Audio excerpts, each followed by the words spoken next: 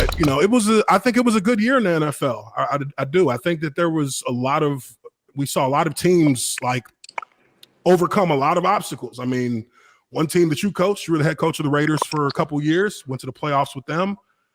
I mean, nobody expected the Raiders to be in the postseason. There was a lot of teams that actually like played above, what was expected. And even, you look across it like the Texans. The Texans, nobody expected them to win 4 games. But, there was one team down in the first coast of Florida, Jacksonville. Now, I know you have obviously seen, what all the things that happened with Urban Meyer.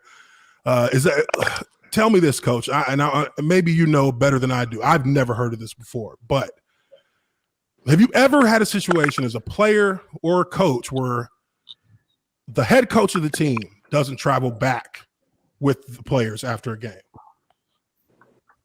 Like, not because of an emergency. That's a rarity. But just because he wants to hang out.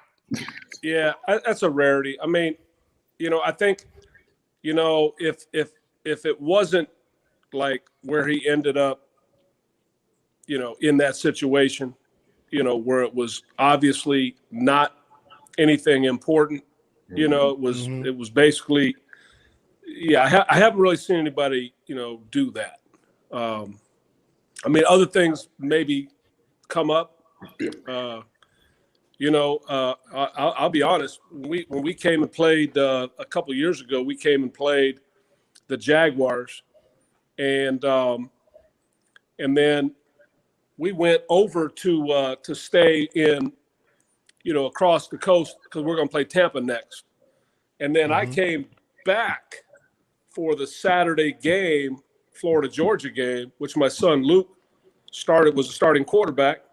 Oh yeah, and they won that day, and so I came back and saw that, and then so we beat the Jags, went to Tampa, came back, saw my son play, and then beat Tampa the next day. So Del Rio's had a 3-0 weekend. So I mean, but that was all wins, W's everywhere. But I was apart from my team for that morning, that Saturday morning. I mean, which that's happen. Not, that's cool. Yeah, it's not hanging out. It's not hanging out in the bar and exactly a little different still. That was a whole different deal. Yeah, so that was unfortunate, man. That was an ugly scene, obviously.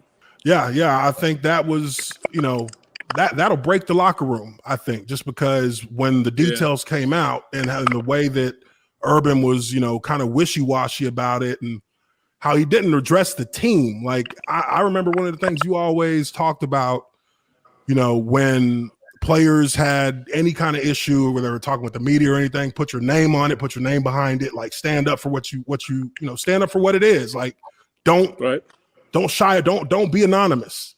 And I felt like Urban was kind of trying to avoid really answering for and being accountable for the situation itself. And then he did that with the players. It's one thing if you do that with the media. It's another thing if you do it with the players.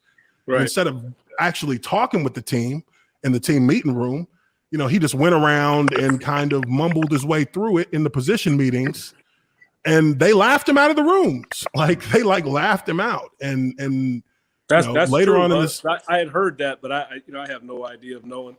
Yeah, they laughed him out. Like, wow. It's like as soon as he stepped across the threshold to walk out of the room, everybody started laughing. And this was every room. This was all the rooms because they were just like, we already know what happened.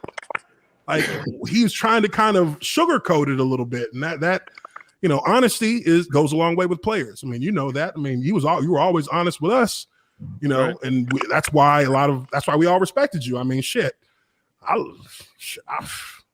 It got ugly after you left. I'll say that much. Shit. It was like, shit. We actually did some good things there, man. We had a good run there. We did some good things. We had some good runs, and I mean, we were close to being ready to make a big run again, like in 2007. But everything that was going on with with Wayne and the team, like he was trying to get rid of it, I guess, at that point, and it shocked us when they let you go. I mean, I know I was shocked. Everybody kind of was just stunned, like. Yeah, it was got a like 5 games owner. left. Yeah, new owner. It was new owner, and he just wanted to start new, Fresh, start fresh. So, yeah, when you spend all that money and you own the team, you do whatever you want, man. Yeah, You true. But you're right about, the one thing that I always prided myself on is, as a former player, right? I knew, like, I always felt like it was my duty to keep it real, and be honest, be upfront, and handle things kind of head on, and that's really, I try to treat all my players exactly the way I would want to be treated, and I put myself in your shoes, and it was like, okay, I want them to treat me like a man. I want them to be honest, be upfront with me. You're not always going to hear what you want to hear, but I would shoot it straight, and that's pretty much how I went about it. And to me, I think guys know you're authentic, they know it's real, and they can follow that, and whether it's good or whether it's bad, I'm going to be consistent for you. I felt like, anytime you're the head coach, you got to put your hand on the rudder, and you got to steer the ship. And it may be windy, stormy, rainy, whatever, but you got to sit there and you got to go through it and lead the team. And that's what I took pride in. So I don't. And players gravitate towards that. Players really do gravitate towards it. I mean, you've seen that even this year with with Dan Campbell in Detroit. I mean, for all of the heartbreaking losses they had, he kind of kept the course. He stayed the course, and the players bought in more and more. And I mean, they saw some more success, not as much as maybe they would have hoped, but you still got like a core of players that respect, like your locker room respects you, because as easy as it is, and I mean, you saw it in Jacksonville, but it as a coach, as easy as it can be for some people to just start like packing it in once you're like 1-7, 1-8, 1-9, like the coach can keep the players focused. Dan's defensive coordinator is Aaron Glenn. Remember, Aaron played with us at the end of his career. AG. Yeah, and that's their DC. Yeah. And I saw him at the Senior Bowl, and I said, "Hey, man, you guys did a nice job, man. You could see, the intensity the guys played with as you finished up the year." And I said, "Much respect for that." And he was like, "I appreciate that, Jack." Anyway, I had a good conversation with Aaron, AG, talking about that right there, Dan Campbell and the impact they had going in there, and the fighting spirit that they're bringing, and they're building something, and they all feel it, and they feel a part of it, So I think you're right. I think that's a good example of a team, even though they weren't, winning like you want to win. You could tell that they were still working like men, and they were committed together. And so that's good stuff for them.